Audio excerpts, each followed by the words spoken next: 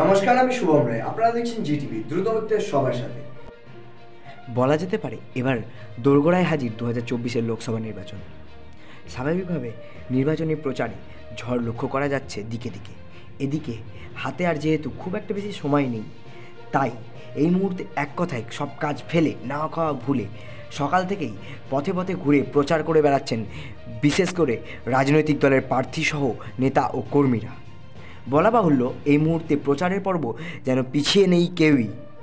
এদিকে সপ্তাহের প্রথম দিন সকাল থেকেই প্রচারে নেমে পড়েছেন বহরমপুর লোকসভা কেন্দ্রের বিজেপি প্রার্থী ডক্টর নির্মল সাহা। সোমবার সকালে দলে বলে তাকে দেখা গেল বহরমপুরের কাশিমবাজার পাতালেশ্বর এলাকায়। সেখানে পাড়ায় পাড়ায় ঘুরে এলাকাবাসীদের সাথে প্রথমত পরিচয় পর্ব সারেন, পাশাপাশি নির্বাচনকে কেন্দ্র করে বিভিন্ন জনমুখে প্রকল্পগুলোর বিষয়ে তুলে ধরেন। মূলত জনসাধারণের কাছ থেকে ভোট প্রার্থনা করেন বহরমপুর বিজেপি প্রার্থী ডক্টর নির্মল সাহা। আমাদের এখানে সামলানোর জায়গাটা খুব পরিষ্কার। আমরা নরেন্দ্র মোদীর সৈনিক হিসাবে এখানে ভোটে দাঁড়িয়েছি এবং এখানে নরেন্দ্র মোদী যে কাজকর্ম সেটাই মানুষের কাছে পৌঁছে দেবো। মানুষ বিচার করবে নরেন্দ্র মোদী না রাহুল গান্ধী, নরেন্দ্র মোদী না মমতা বন্দ্যোপাধ্যায়।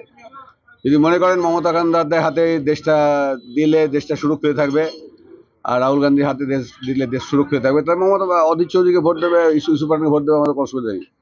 আর মাটিতে বহরমপুরের মাটিতে দাঁড়িয়েছি আমি, ডক্টর নির্মল শাহ, অধীর চৌধুরী আর ইউসুফ পাঠান।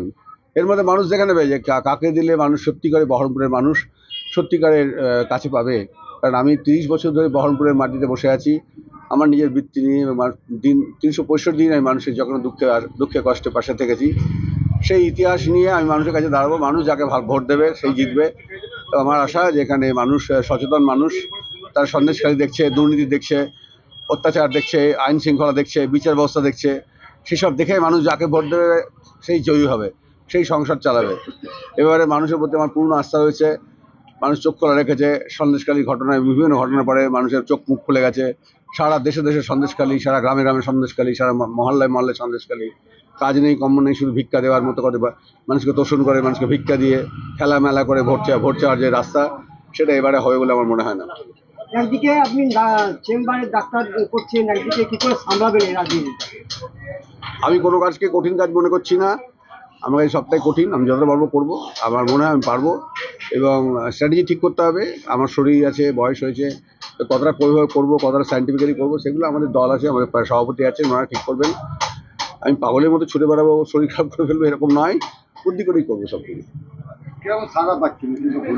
আমি তো আমার মনে হচ্ছে এরকমভাবে ঠিক বললেও ঠিক হবে না। তবে আমি যেখানেই গেছি, যে মহল্লায় গেছি, সব থেকে বড় কথা হচ্ছে মোদিজির কাজে মানুষ বুঝতে পেরেছেন, প্রত্যেকে বুঝতে পেরেছেন যে সবার সবকে সাথ, সবকে বিকাশ, সবকে বিশ্বাস, এই যে স্লোগান, এই স্লোগানটা কিন্তু মানুষ বুঝতে পেরেছে। সমস্ত ধর্মের মানুষ বুঝতে পেরেছে ধর্মনিরপেক্ষ রাষ্ট্রে ধর্মটা নিজস্ব ব্যাপার, এটার সঙ্গে কোনো রাজনীতি নেই।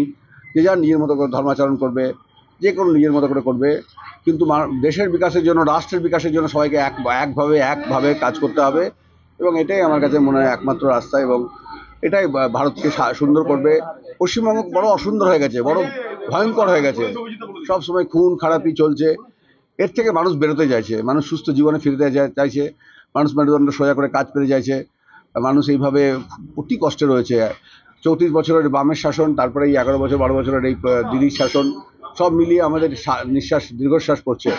আমার মনে হয় মানুষ বুঝতে পারবে এবং মানুষ এই পরিবর্তনে সামিল হবে। আপনারা এতক্ষণ দেখছিলেন জিটিভি, দ্রুত হচ্ছে সবার সাথে। জিটিভির নতুন নতুন খবরের আপডেট পেতে এক্ষুনি লগ ইন করুন www.gtvlivenews.com।